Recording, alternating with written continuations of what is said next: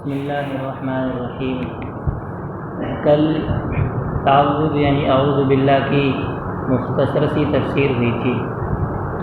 آج انشاءاللہ بسم اللہ الرحمن الرحیم کی تفسیر ہوگی۔ جب قرآن کریم کی سب سے پہلی آیتیں اقرأ بسم ربک الذی خلق نازل ہوئی تو اس میں اللہ کے نبی صلی اللہ علیہ وسلم سے کہا گیا اقرأ بسم ربک الذی خلق، اے میرے محبوب آپ اپنے رب کا نام لے کر پڑھیے، یعنی بسم اللہ الرحمن الرحیم سے قرأت شروع کیجیے۔ پہلے اعوذ باللہ پڑھنا ہے، پھر اعوذ باللہ کے بعد بسم اللہ الرحمن الرحیم پڑھنا ہے۔ قدیم زمانے سے یہ چلا رہا ہے کہ کفار و مشرکین کی تعداد ہمیشہ ہر دور میں زیادہ رہی ہے، اور اہل ایمان کی مسلمانوں کی تعداد کفار کے مقابلے میں اقل من القلیل بہت تھوڑی تعداد رہی ہے۔ ایمان والوں کی تعداد تھوڑی رہی ہے اور کفار و مشرکین کی تعداد زیادہ رہی ہے۔ اس دور میں بھی اگر دیکھیں گے تو قریب 800 کروڑ کے قریب پوری دنیا میں آبادی ہے، جس میں سے 200 کروڑ کے قریب مسلمان ہیں، اور ان مسلمانوں میں بھی سچے مسلمان کون ہیں اور مسلمان کون نہیں ہے یہ بھی صحیح اندازہ قیامت کے دن ہوگا۔ بہرحال مسلمانوں کی تعداد اس زمانے میں بھی تھوڑی ہے اور ہر دور میں یہ تعداد تھوڑی رہی ہے۔ مسلمان کے علاوہ جو کفار و مشرکین تھے ان کا یہ دستور تھا کہ جب کسی کام کو شروع کرتے تو اپنے بتوں کے نام سے شروع کرتے تھے، معبودان باطل کے نام سے شروع کرتے۔ چنانچہ نوح علیہ السلام کے زمانے میں جو ان کے معبود تھے جیسے بد ہے اور سوا ہے وہ ان کا نام لیا کرتے تھے اور اس سے کام کو شروع کرتے تھے، آغاز کیا کرتے تھے۔ عرب کے جو مشرکین اور کفار تھے یہ لوگ بھی جب کسی کام کو شروع کرتے تو اپنے بتوں کا نام لیتے، جیسے لات ہے، منات ہے، عزا ہے۔ تو اللہ تعالیٰ نے مسلمانوں کو یہ حکم دیا کہ جب تم کوئی کام کرو اور اچھا کام کرو، صحیح کام کرو، جائز کام کرو تو اللہ کا نام لیا کرو۔ اسی لیے آقا مدنی صلی اللہ تعالی علیہ وسلم نے ارشاد فرمایا کل امر ذی بال لم یبدأ ببسم اللہ فہو اقطع، کہ ہر جائز کام، ہر محتم بالشان کام، ہر اچھا کام جسے بسم اللہ سے نہ شروع کیا گیا ہو وہ کام دم بریدہ ہوا کرتا ہے، دم بریدہ جانور کی طرح ہوا کرتا ہے، یعنی اس کام میں برکت نہیں ہوتی۔ یہ اللہ کے نبی صلی اللہ علیہ وسلم نے بیان فرمایا۔ یہی وجہ ہے کہ آقا مدنی صلی اللہ تعالی علیہ وسلم جب اچھا کام کیا کرتے تھے تو بسم اللہ کا اہتمام ہوتا تھا۔ مثال کے طور پر آقا مدنی صلی اللہ علیہ وسلم جب کھانا کھاتے تو آپ پڑھتے بسم اللہ وعلی برکت اللہ، بسم اللہ الرحمن الرحیم پڑھتے تھے۔ ایسے ہی جب آپ گھر سے باہر نکلتے تو آپ نے دعا سکھائی، آپ دعا پڑھتے بسم اللہ توکلت علی اللہ لا حول ولا قوت الا باللہ۔ ایسے ہی آپ گھر کے اندر جب داخل ہوتے تو آپ پڑھتے اللہم انی اسألک خیر المولج وخیر المخرج، بسم اللہ ولجنا بسم اللہ خرجنا وعلی اللہ ربنا توکلنا۔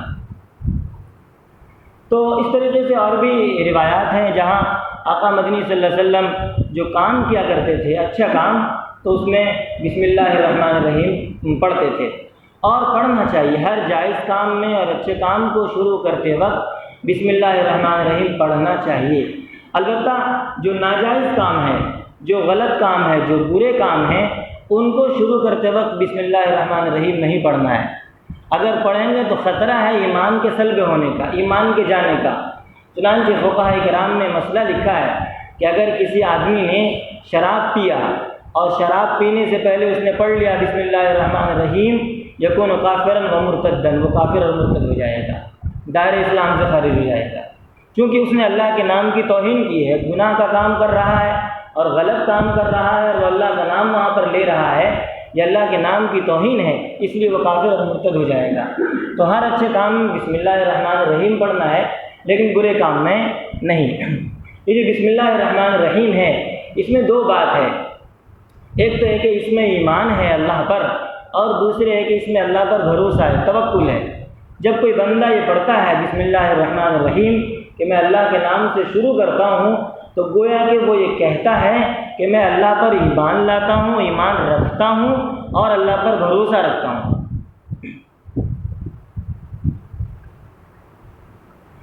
بسم اللہ الرحمن الرحیم جو یہ آیت کریمہ ہے، تو یہ سورت کا جز ہے کہ نہیں ہے؟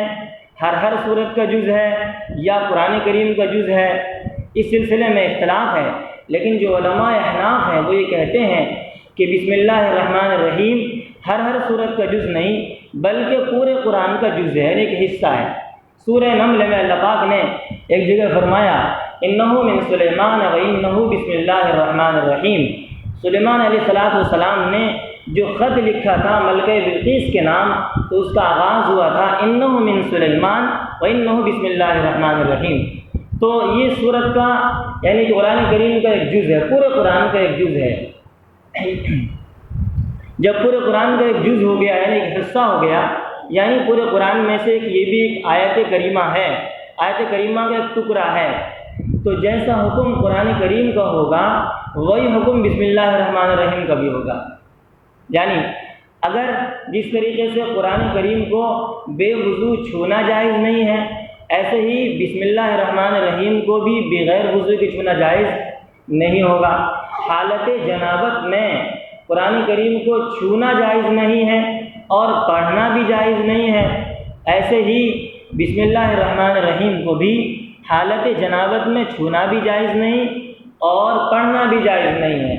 ایسے حالت حیض اور نفاس میں عورتوں کے لیے قرآن کریم پڑھنا جائز نہیں ہے، چھونا جائز نہیں ہے۔ اسی طرح بسم اللہ الرحمن الرحیم کو پڑھنا بھی جائز نہیں اور سننا بھی جائز نہیں۔ ہم لوگ نماز میں یہ جب نماز شروع کرتے ہیں تو نماز شروع کرنے کے بعد ثنا پڑھتے ہیں، ثنا کے بعد اعوذ باللہ اور اعوذ باللہ کے بعد بسم اللہ پڑھتے ہیں، اور ہمارے یہاں بسم اللہ جو پڑھی جاتی ہے وہ آہستہ پڑھی جاتی ہے، کیونکہ روایت ہے حضرت انس رضی اللہ تعالیٰ عنہ سے، حضرت انس فرماتے ہیں کہ میں نے نبی اکرم صلی اللہ تعالیٰ علیہ وسلم کے پیچھے نماز پڑھی ہے، اور حضرت ابو بکر رضی اللہ تعالیٰ عنہ کے پیچھے نماز پڑھی، اور حضرت عمر رضی اللہ تعالیٰ عنہ کے پیچھے نماز پڑھی۔ ان حضرات کو میں نے دیکھا ہے کہ یہ بسم اللہ زور سے نہیں پڑھا کرتے تھے، بلکہ قرأت شروع کرتے تو الحمدللہ رب العالمین سے، یعنی زور سے الحمدللہ پڑھا کرتے تھے۔ یہ ہمارے یہاں ہے۔ بہرحال نماز میں ہم سورہ فاتحہ کو شروع کرنے سے پہلے بسم اللہ پڑھتے ہیں، اور یہ پڑھنا مسنون ہے۔ البتہ نماز میں سورہ فاتحہ کے بعد اور سورہ ملانے سے پہلے بسم اللہ پڑھنا چاہیے کہ نہیں پڑھنا چاہیے؟ ہمارے علماء نے لکھا ہے رسول اکرم صلی اللہ تعالیٰ علیہ وسلم سے پڑھنا ثابت نہیں ہے۔ بسم اللہ پڑھنا سورت اور الحمدللہ کے درمیان میں پڑھنا ثابت نہیں ہے، اس لیے نہ پڑھنا اور اعلیٰ افضل ہے۔ اگر کوئی آدمی پڑھ لے تو وہ مکروہ بھی نہیں ہے، علماء نے اس کی بھی صراحت کی ہے۔ اچھا، بسم اللہ الرحمن الرحیم کے تعلق سے ایک بات یہ ہے کہ